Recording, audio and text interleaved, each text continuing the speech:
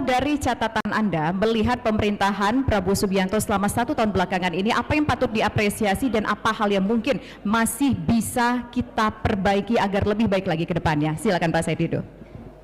Pertama, saya senang karena judulnya pemerintahan Prabowo. Tidak ada temannya. Karena saya memang hanya mengharap negeri ini bisa diperbaiki kalau dipimpin oleh Prabowo tanpa teman. Itu harapan saya, dan fotonya juga sendiri. Jadi itu yang bikin saya setelah dapat undangan dari panitia, saya lihat fotonya sendiri, nama pemerintahannya Prabowo, oke, saya datang. Nah, saya melihat, saya kebetulan di luar terus mengikuti bahwa sebenarnya harapan rakyat ke Prabowo, Presiden Prabowo itu tidak terlalu muluk-muluk sebenarnya. Satu, Prabowo kalau udah komitmen memberantas korupsi maka rakyat akan berada di belakangnya. Kedua, apabila Prabowo sudah ingin membentuk pemerintahan bersih dan membuang semua manusia-manusia munafik yang selama ini ada dalam pemerintahan, itu juga rakyat akan bersama.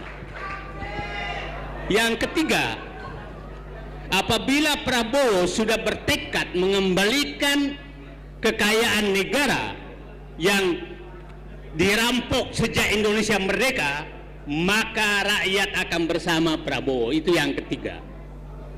Yang keempat, apabila Prabowo ingin mencabut kekuasaan tanda kutip para oligarki yang mendikte semua lembaga negara, politik, hukum dan lain-lain, maka rakyat akan bersama Prabowo.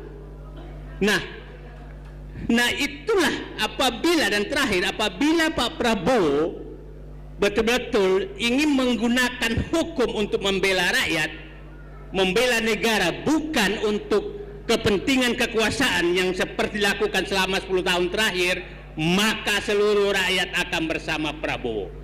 Nah, dan saya lihat itu sedang berlangsung sekarang. Prabowo maju memberantas korupsi. Siapa sih yang bisa menyentuh Reza Khalid? Prabowo bisa melakukan itu. Bahwa walaupun sekarang belum terungkap, tapi dia sudah berani melakukan itu. Pengambilan sumber daya alam sedang berlangsung. 5 juta hektar sawit sedang dikejar, 4,3 juta hektar tambang sedang dikejar. Rakyat akan bersama. Oligarki mereka sudah teriak-teriak. PSN PIK 2 yang tidak tahu komandannya oligarki dia cabut dan tinggal menunggu yang lain aja. Kira-kira begitu. Nah, penegak hukum yang kita belum lihat nih, belum lihat karena masih tarik mundur tentang reformasi kepolisian. Nah ini masih ada 3 hari Pak Prabowo sampai 1 tahun pemerintahan beliau 20 Oktober. Mudah-mudahan 1-2 hari ini itu terjadi. Nah, jadi saya yang orang luar, yang di luar terus, saya melihat ada langkah nyata Prabowo mengakhiri semua kerusakan bangsa ini yang sudah terakumulasi sejak Indonesia merdeka. Dan saya katakan, Pak Prabowo hanya pemimpin yang kuat seperti Prabowo yang bisa melakukan itu.